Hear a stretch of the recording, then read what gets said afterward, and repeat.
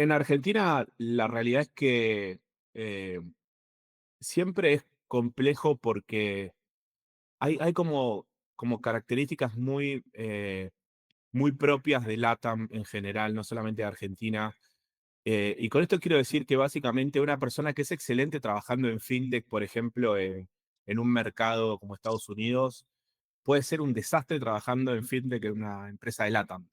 Porque pagos en la región LATAM y fuera de LATAM son como digamos, dos capítulos totalmente diferentes, ¿no? Sí, Y eso es muy importante porque lo que hace es que focaliza el trabajo en ciertas personas que hayan pasado por esa experiencia en LATAM. Luego decís, ok, no necesito traerme al CTO de la empresa más famosa del momento, sino que necesito a alguien que sepa construir en LATAM, que sepa lo que es, digamos, las adversidades que tenemos acá o las dificultades que tenemos acá. Entonces, siempre hay espacio para cada negocio en cada región, digamos, geográfica, ¿no? Entonces, yo lo veo súper bien. Acá en el país hay mucha gente talentosa, hay gente que está trabajando, digamos, incluso con más de un cliente en donde decís, ok, esta persona tiene la capacidad de poder organizar su trabajo de esta manera para seguir siendo útil digamos, a las compañías que lo están contratando, ¿no? Entonces, yo lo veo súper bien.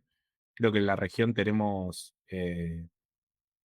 especialistas en muchos rubros, no solamente en el ámbito fintech, sino también en el ámbito cripto, en inteligencia artificial también se están haciendo cosas muy buenas.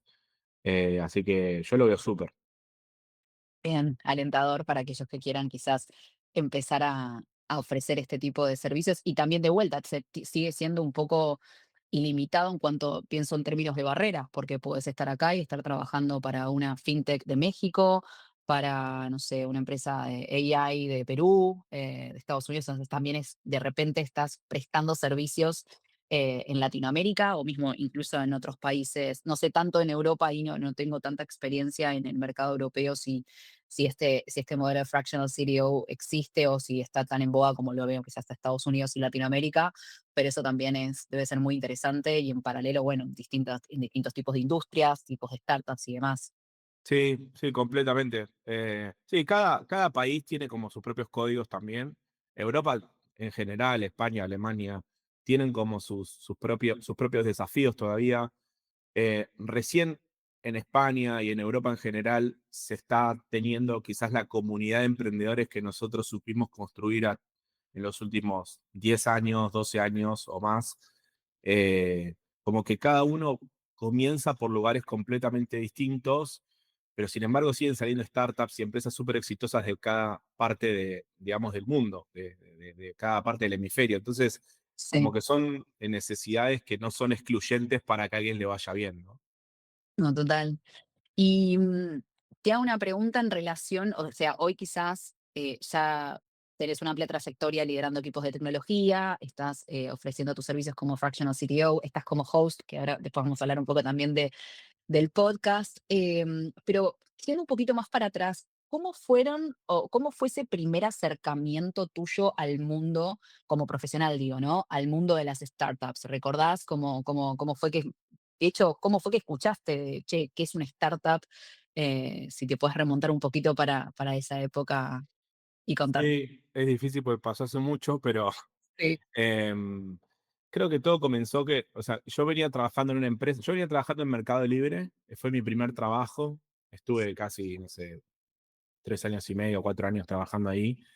Aprendí mucho de la dinámica de trabajo, de la cultura que tenían, me gustaba mucho, hasta el punto que pensé que era un poco la norma, ¿viste? Cuando uno tiene su primer trabajo, la primera experiencia es como la normalizadora de alguna manera, como que uno dice, sí, ok, se hace todo de esta manera, ¿no? Cuando me fui de esa compañía, justamente quería hacer una experiencia de trabajar en otro lugar que no fuera tan perfectito como era Mercado Libre en ese momento, ¿no? Yo, digo, para que se den una idea, en ese año a mí me daban una computadora al día, era una notebook, todavía las notebooks eran como súper caras para las empresas. sí, Tenías como todo muy armadito para ponerte a trabajar desde el momento uno, ¿no? Y eso obviamente habla súper bien de la empresa, de cómo fue evolucionando. Pero cuando yo me fui de ahí, me fui a trabajar en una consultora muy, muy grande, gigante.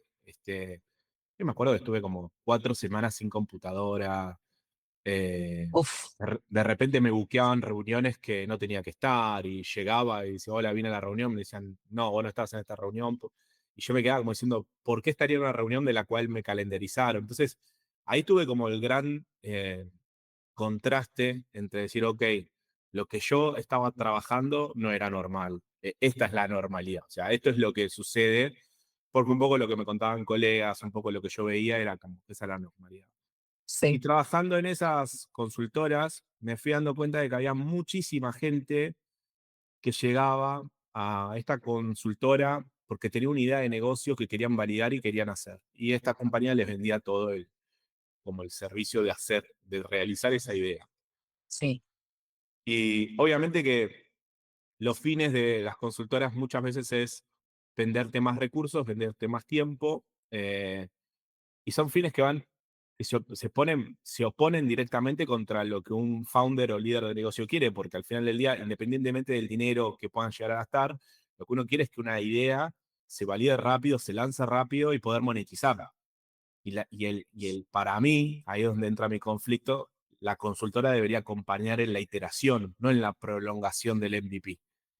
claro, Entonces, ahí es donde dije, ok, yo creo que puedo hacer esto de una mejor manera.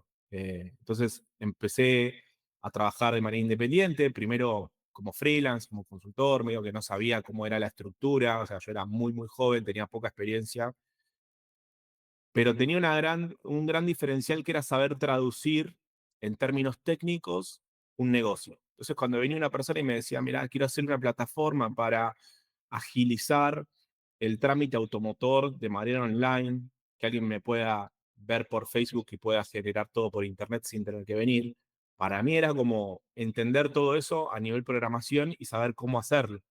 Entonces era sí, como, yo te lo hago, tipo, pagame las horas y te hago un recorte del presupuesto, nos asociamos y a mí me interesa el negocio, no me interesa programarte la solución. Obviamente que me claro, quedo con vos, siendo, si esto le va bien, lo iteramos juntos. Después de probar mucho, porque al principio aparecieron todas pymes y negocios muy chicos y había de todo, yo no sabía ni filtrar, o sea, era como lo que venga está bien porque lo que necesito hacer es experiencia y para mí ese era un poco el juego. Empecé a rodearme con gente que estaba como, que ya había hecho exits en compañías, o sea, que ya venían teniendo negocios exitosos, vamos a decirlo así, y el cual me decían, che, Agustín, mirá, de 5 personas que pregunté, 3 me dijeron que vos me podés ayudar con esto. Así empecé, digamos, tuve la oportunidad de trabajar en Digital House, por ejemplo, con personas que ya habían trabajado en una empresa muy, muy exitosa que se llamaba HCM, sí, eh, en donde empecé a trabajar desde el día uno con ellos, o sea, yo iba al campus y nada, había muy poquitas personas, había cursos que no estaban armados, había muchas cosas que yo sentía que podía ayudar.